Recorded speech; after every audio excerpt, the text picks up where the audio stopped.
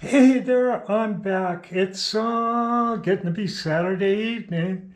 I kind of goofed off today. Me and Chloe got a little break in the weather, so we went up for a good walk anyway. But in the last video, I was right here and I was making a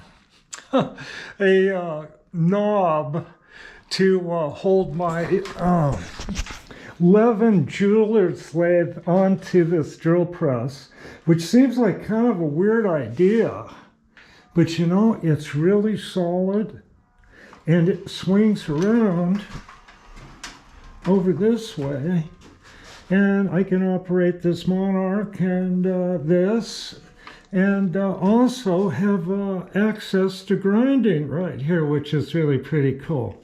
Well, I'll show you. I'll show you the knob I made. I think it's kind of cool. Here, I can do this. Get a little light down here. I'll get that pointing up. Try to anyway. I think that helps. But there's the knob there. I'll show you what it looks like.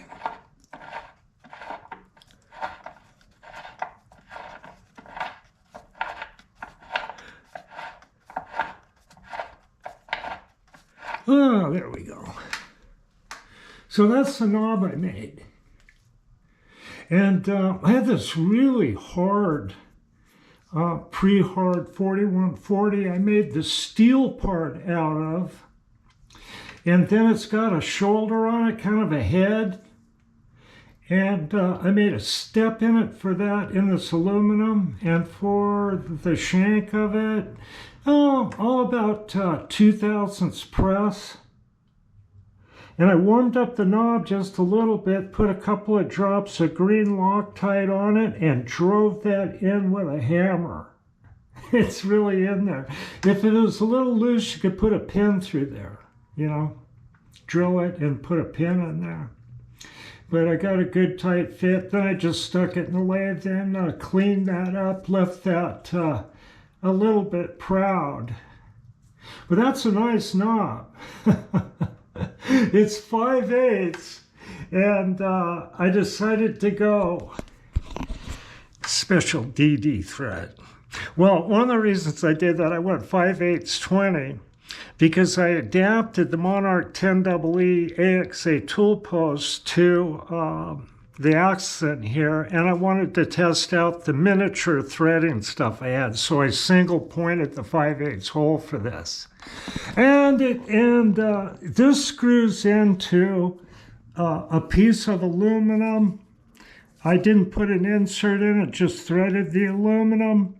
And then I put, it's, you know, kind of just a disc like that, and I put 3 screws and bolted it, or screwed it onto the wood here, that red oak. So this just goes in. I got a pretty good, you know, kind of like a lead in, so it grabs easy.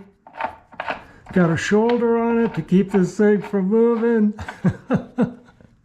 And tighten it, and this thing, see, it's good. It's not going to fall off. And that's really important. And let's see what else I did. I need more storage shelves, that's for sure. And one of the most important things I did right here is I put this little swing around shelf here for my cup of coffee there, and a couple other things. But I need another shelf like this below here for some of the heavy stuff off here. Like, see, I got this set up here. Let me see if I can get this off with one hand. Now, see, I can grind a boring bar here with that. Then I can grind my regular lathe tools with this. This stuff's kind of heavy, I'm not kidding you. Get it on there. Right, see, that's on there. Then I can stick these standard brazed bits in there. Just like, let's get that up. Yep, just like that. I got it in sideways, I think. And it holds it at the angle I want it both ways. And then I just grind the tip back. But it's really nice having that grinding wheel back there. I can knock the steel back when I'm grinding the carbide tips back. So everything's kind of coming together pretty darn good. And it's looking good. How many minutes I got here?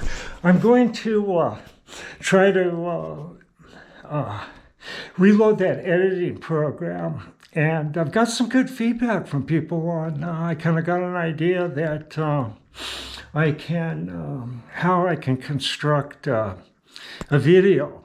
It might be better, you know. I can try to, what can I do?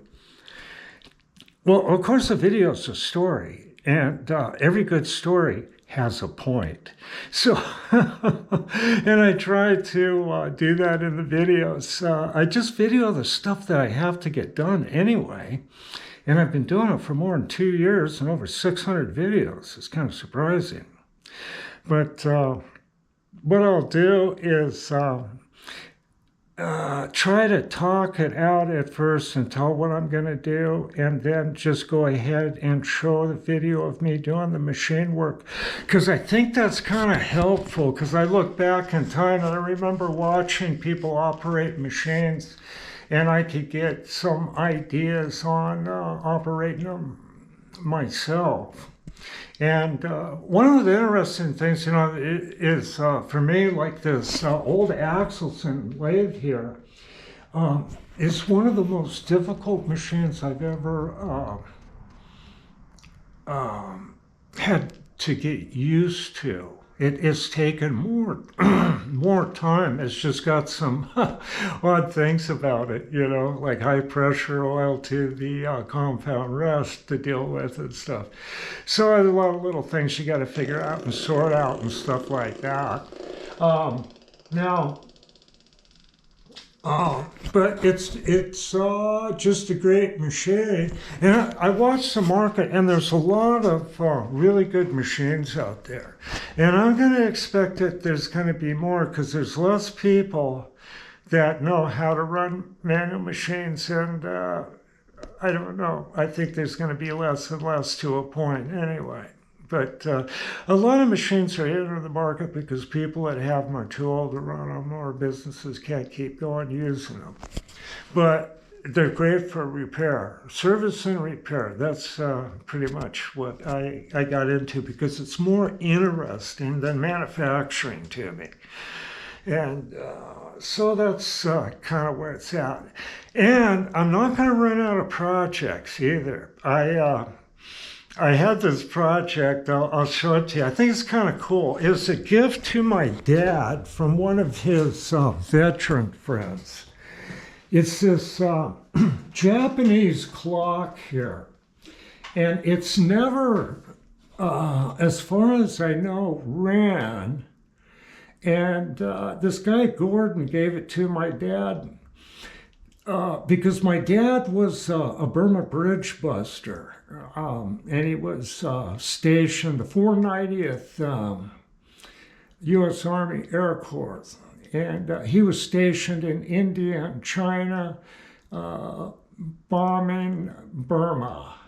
And supposedly, this story is probably true, that after the surrenders, the soldiers went in to clean up munitions and stuff in the Japanese-held territories, and a soldier brought this clock back. It came out of a headquarters, and I have no idea what that writing is on there.